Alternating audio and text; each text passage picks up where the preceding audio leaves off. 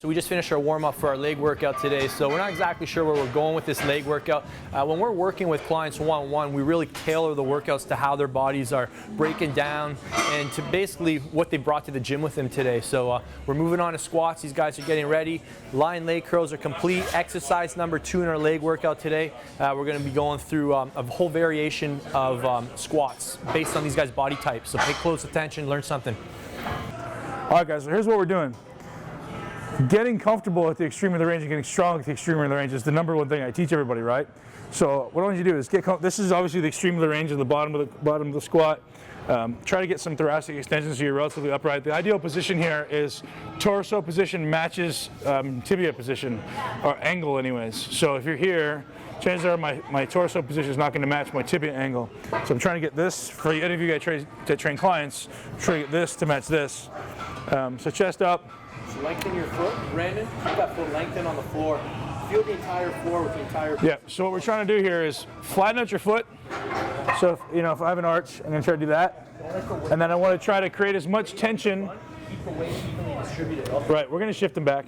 I want to create as much tension with the floor as possible. So if this is my foot and this is the floor, I want to flatten it out and push into it and actually create tension between the floor. So really become aware of how your foot touches the ground.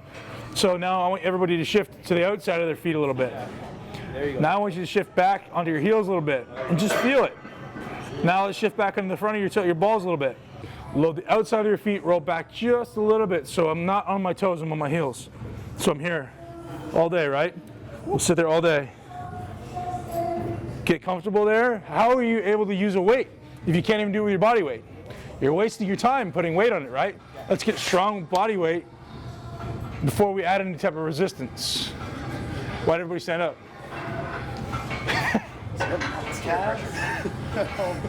That's excellent. You can actually see muscles contracting right now. That's great. That's awesome, dude. That tempo, if you can do that with weight, you're perfect. Your legs would be bigger than mine. And the best thing about this is he's never going to get hurt. Yeah, that's exactly it. He's controlling every single degree of the range. So let's do 15 reps, just all the way to the bottom, 3/4 of the way up, all the way or halfway up. All the way to the bottom, stop, load the outside of the feet, load the heels, up. Outside of the feet, heels, up. Dude, that's way better. Really, really good. Really neutral spine. Crunch. Good. So much different, right? He's very internally rotated, which like everyone who works out is, because this gets really tight and this is really underdeveloped. One, because the way we walk, we sit, but so see, feel everything's kind of rolled back right now. This is opened up. So what you'd want to do is lay on your stomach and do this with a weight in this hand, and then come up here, externally rotate, come up here, externally rotate. So every time you come up, come to the top, externally rotate from your shoulder as much as you can. Good. Come back. So you'd be on your stomach, turn around. You'd be on your stomach laying on a bench, coming down here. You can either do this one internal or externally rotated. And here you're externally rotated. And every time I come to the extension, I'm further rotated. And the natural tendency is to do this. You don't want to do that. You want to keep it down. So externally rotate and depress, and all the way up here. I wouldn't go any higher than that, but this is like high V. And that's just going to activate all these muscles while externally rotated. So what you're doing here, watch this. So what should be happening is when you get into this position, it creates a more neutral spine. You extend this way, now your spine should be completely neutral. You're still doing this. So what we're trying to do is, neutral spine is actually like this, chin tucked in, which is going to be the most optimal position for performance of anything. So your thoracic mobility isn't optimal, so you're probably in this position, which is inhibiting your squats. So the best way to learn to correct it is keeping your abs engaged and extending your thoracic spine separately. So your spinal segment should be able to move independently, but most people, because we sit around, like everything kind of moves as one, which you should be able to move them, basically all the way up, one at a time independently. So your goal going forward will be to engage this and extend this and tuck the chin in. And every movement you do, particularly stuff above the head, so if I were to crunch and I don't extend my thoracic spine, I try to shoulder press like this, right? And that's what most people look like because they have zero thoracic mobility. So you crunch, you go, I can't do it. So by improving your thoracic mobility, it allows you to stay upright with this tight. Try that. I mean, you're not going to get it today, but where's the weight? Do you want to put weight on it? Yeah, how many reps are we doing? 15. Put some weight on. Quarter? See how much less he gets that butt movement? It looks great, man. Stop at the bottom, right to the bottom. Create tension, load the outside of the feet. I really want you to stop at the bottom of every rep. Load the feet. Create tension between your feet and the floor. Good. There should never be a point where this accelerates or decelerates, man, except for pausing at the bottom. Pretty much the same tempo by driving into the floor.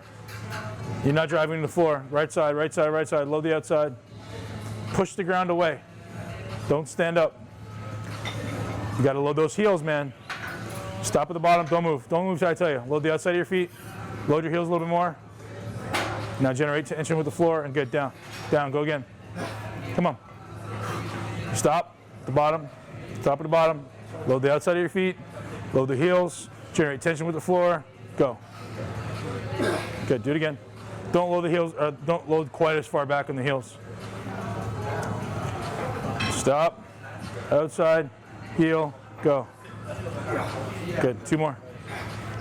Come on. Stop. Back. Push. There we go. Drive the ground straight down. Don't think about standing up. Forget about standing up. Push the ground away. Push. Better. Good.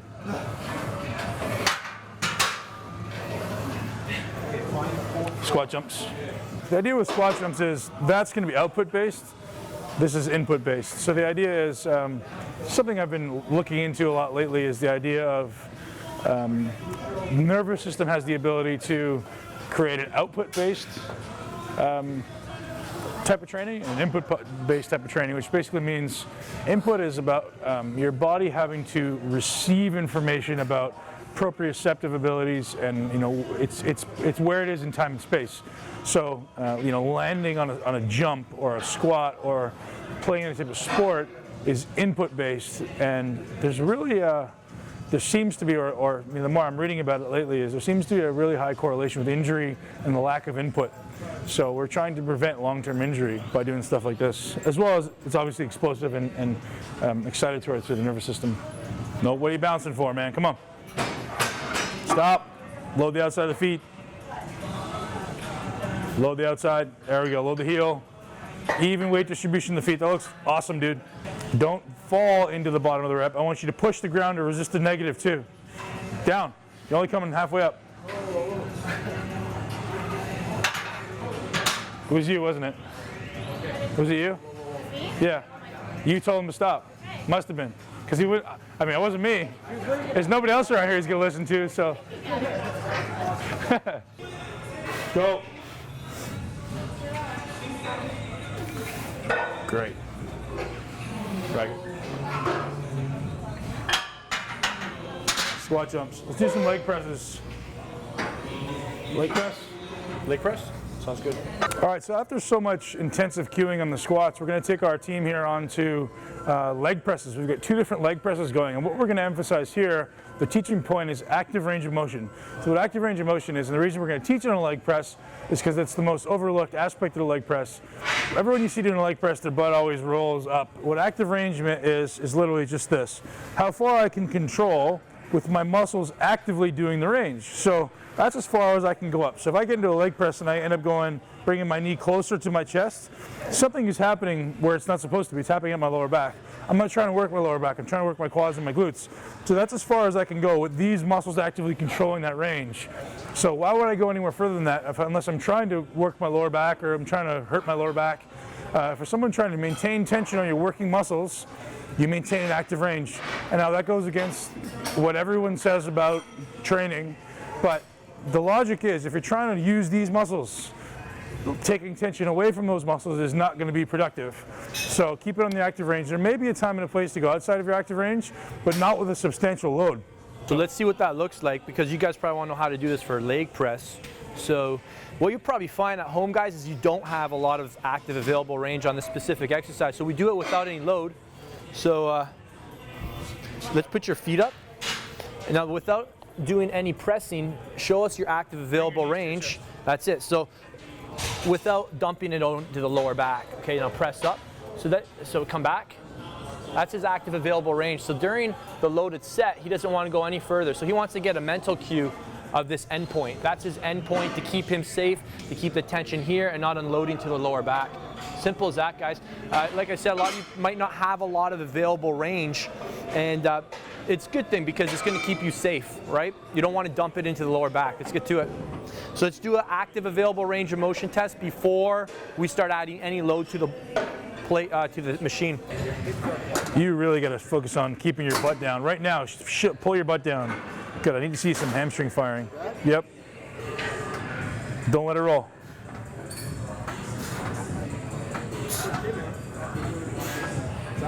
Pull that butt down. Shove your butt into the pad. Let's go.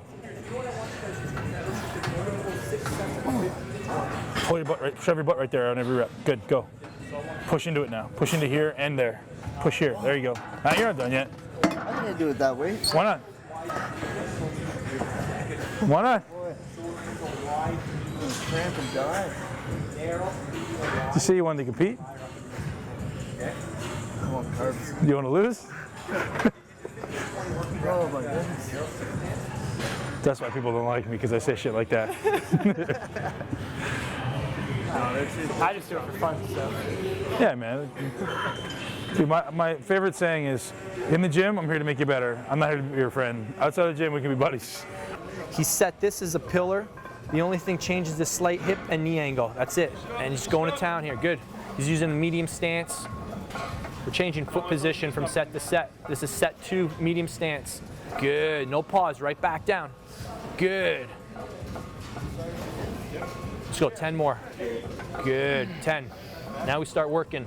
I got nothing to say. This is perfect. Just keep working now, man. Now, when you're in the middle of a set, sometimes what happens, guys, pick a load that may be a little too light to start, which is fine.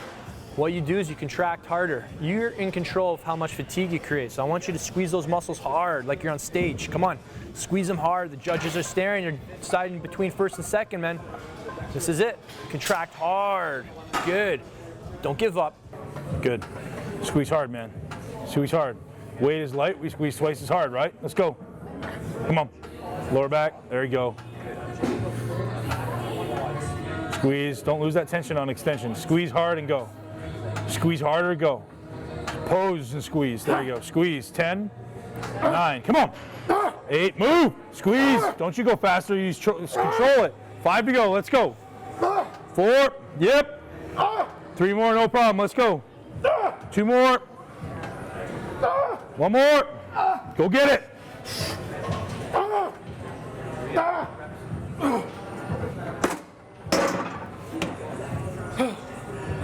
Warming up.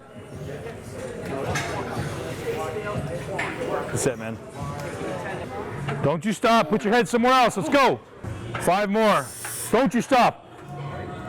4. Come on. 3 more. Don't you stop. Go. 2 more. Go again now. 2 reps. 1 more rep. Don't you stop. Push. Finish. Pull it up. Yeah, buddy. Good set. All right. Lunges. You gotta learn to do lunges, man. Most important exercise for building legs is lunges. Gotta learn to do lunges. Dude, Jonathan's about to do some lunges, and the way that we explain execution of lunges is it's similar to a squat at the bottom of the range, and there's a few variations at the top. So take 1 step. Jonathan's going to take a big step, and he's going to stop at the bottom. And now he's going to try to load the front foot as much as possible and take as much load off the back leg as possible, generating as much tension between the foot and the floor, just like we do on squats, squeezing the quad and the glute on this side. As he steps forward into the next rep, he's actually trying to maintain tension in his glute as long as he possibly can. So he's actually going to bring that knee up just a little bit so that he's able to contract this back glute and get a little bit better hip extension. So he's loading the front leg, his knee is coming over his heel, we're not worried, or over his toe, we're not worried about that. We're trying to load the front leg as much as possible. And we're trying to drive the floor straight down. Don't stand up, Jonathan, drive the floor straight down. That's better, dude. All right, guys, so let's wrap up. I want to hear any final comments, questions you guys have for us. Were there any cues you guys heard today that you're unsure of? I find that in a coaching situation, the best way to learn these after today is to really just take one thing to the gym a week, maybe even every 2-3 weeks, and just cue yourself on one thing at a time. When you try and put 4 or 5 things together in one shot, it might be too much. So use that as a progression.